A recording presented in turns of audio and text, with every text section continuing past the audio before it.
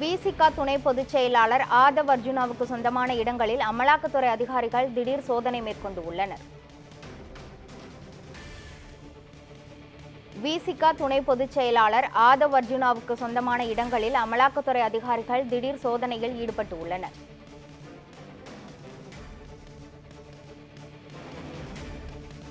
ஏற்கனவே கடந்த மார்ச் மாதம் சோதனை நடைபெற்ற நிலையில் இன்று மீண்டும் அமலாக்கத்துறை அதிகாரிகள் திடீர் சோதனையில் ஈடுபட்டு உள்ளனர்.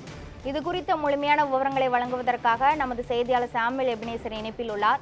சாம்பல், இந்த சோதனைக்கான காரணம் என, முழுமையான விவரங்கள் என்ன, பதிவு பண்ணுங்க.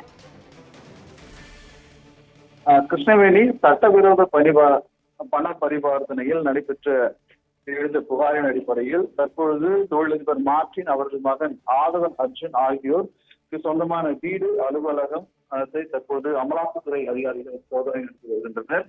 குறிப்பாக தமிழகத்திற்கு உட்பட்ட பல்வேறு மாநிலங்களில் லாட்டரி விற்பனைக்கு தடை விதிக்கப்பட்டிருக்கக்கூடிய நிலையில் தற்போது அதாவது சில மாநிலங்கள் மட்டும், அதாவது இந்த கேரளா போன்ற மாநிலங்களில் லாட்டரி விற்பனைக்கு சில விதிமுறைகளுக்கு உட்பட்டு இந்த லாட்டரி விற்பனையானது நடைபெற்று வருகிறது.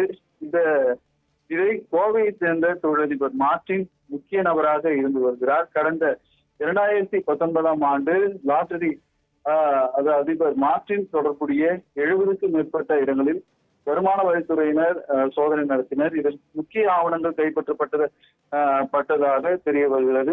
இந்த நிலையில் அதாவது சுமார் 910 கோடி ரூபாய் வருமானத்திற்கு அதிகமாக வருவாய் ஈட்டியதாகவும், அதே போல வருமானத்துறையினர் அப்பொழுது அறிக்கையானது தாக்கல் செய்திருந்தது. இந்த நிலையில் தற்போது இது சுமார் 450 கோடி ரூபாய் மதிப்பில் அசையும் மற்றும் அசையாத சொத்துக்களை அமலாக்கத்துறையினர் முடக்கிய நிலையில் இன்று மீண்டும் தொழிலதிபர் மார்டின் அவரது மகன் ஆதவன் அர்ஜுன் ஆகியோர் வீடு, அலுவலகம் ஆகிய இடங்களில் தற்போது சென்னை உள்ளிட்ட பகுதியில் சோதனையானது நடைபெற்று வருகிறது. குறிப்பிடத்தக்கது கிருஷ்ணவேணி. விசிக பொதுச் செயலாளர் ஆதவ் அர்ஜுனாவுக்கு சொந்தமான இடங்களில் அமலாக்கத்துறை அதிகாரிகள் திடீர் சோதனை மேற்கொண்டு உள்ளனர். இதுகுறித்த முழுமையான விவரங்களை வழங்கியதற்கு நன்றி சாம்பல்.